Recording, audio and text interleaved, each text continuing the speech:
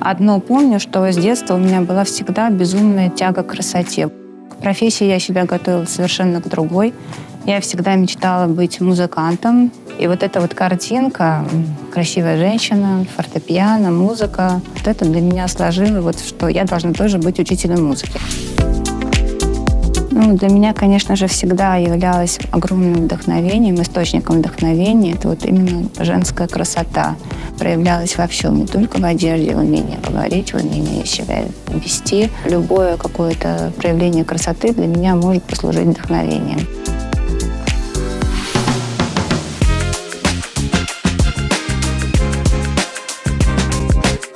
Очень люблю находиться в своей мастерской, как бы я ни устала, стоит мне зайти в свою стену, отохватывает это ощущение такой легкости, что я на своем месте.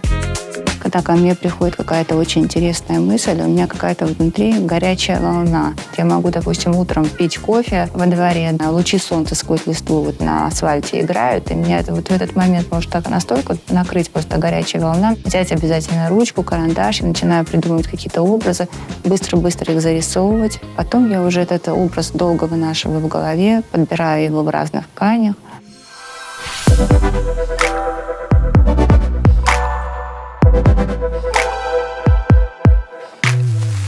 Когда я работаю, меня всегда сопровождает ощущение удовлетворенности, глубокой удовлетворенности, счастья. Я очень люблю свою работу, мне нравится любой процесс.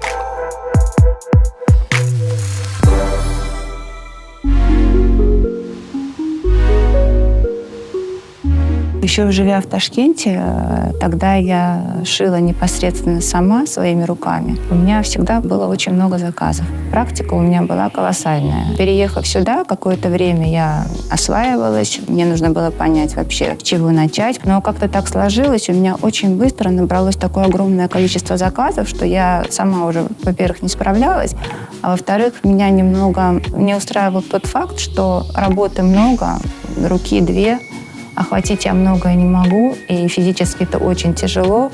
И тогда я начала делегировать свой труд.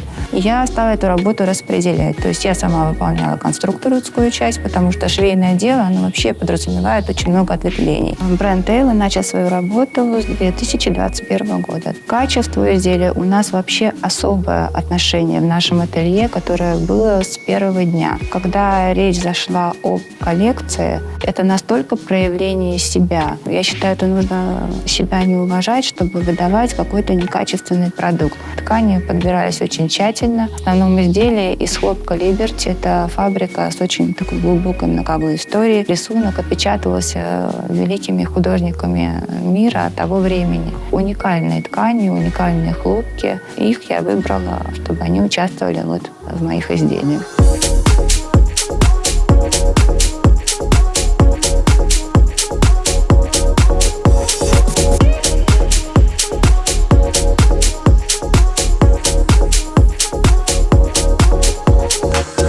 Коллекция, которую я непосредственно представила на Urba Fashion, для ее создания вдохновением послужило народное крымско-татарское платье. К моему великому стыду я для себя сама слишком поздно открыла именно носибельную красоту крымско-татарского платья. Для меня всегда это как-то была одежда больше из прошлого, знаете, которая уместна для каких-то тематических мероприятий, для сценических образов. В 2020 году ко мне в руки случайно попал экспонат, музейный экспонат крымско-татарского платья.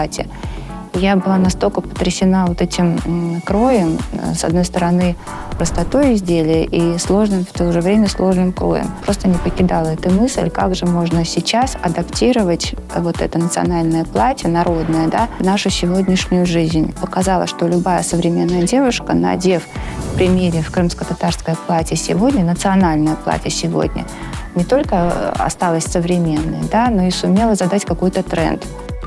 Был сшит первый халат, который вот на манекене. Все мысли, которые у меня накопились, начала воплощать в реальность. И так родилось 12 образов, которые я представила в этой коллекции. Ткань, верхняя ткань это жаккард Этра. покупала в Италии, выбирала, мне очень понравилось за счет своего этнического рисунка. Тут вышиты крестики из нитей самой ткани. В составе шелк с шерстью. Это платье-халат, для создания которого вдохновением также послужил народный крымско-татарский наряд.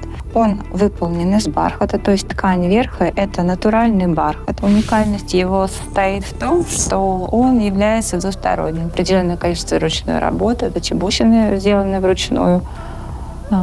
Тоже имеет такую этническую составляющую свою. Рассчитан надевать на какое-то платье силуэтное, либо юбку.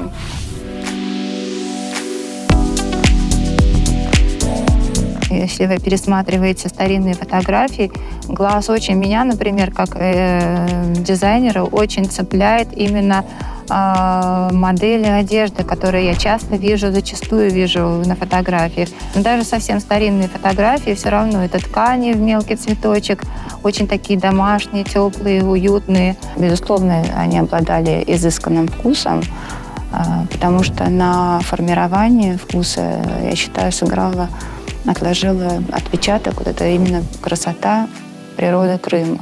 Когда ты каждый день смотришь на красоту, ты сам ее как-то вносишь в мир.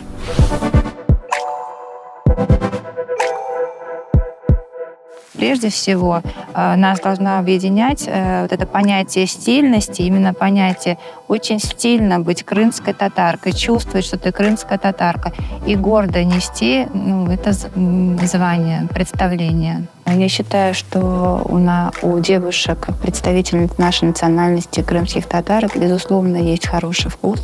Мы видим очень много по-настоящему красиво одетых девушек. Я считаю, что нашей национальности не присуща вообще вычурность. Это наша природная какая-то сдержанность, скромность.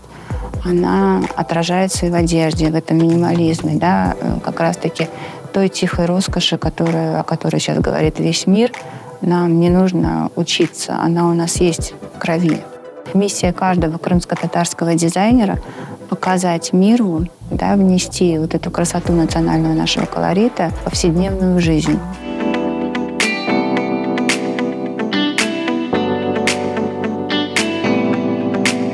Я считаю, что модная индустрия может и должна развиваться в Крыму.